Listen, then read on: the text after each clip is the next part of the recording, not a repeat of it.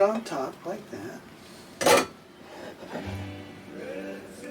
Spinach ravioli. Oh, nice.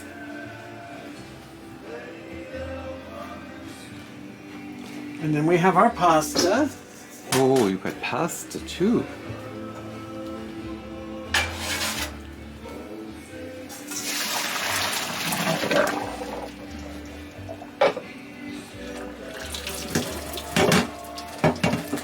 We have our pasta. We got to give it a quick.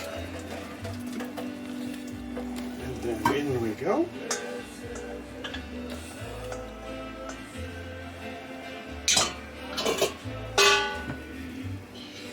And then we give, now that we've cooked our pasta, we have cooked pasta, we can give it just a little olive oil.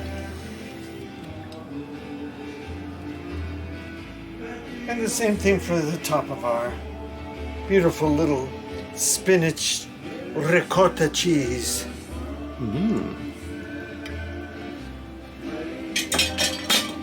And then it comes time for us to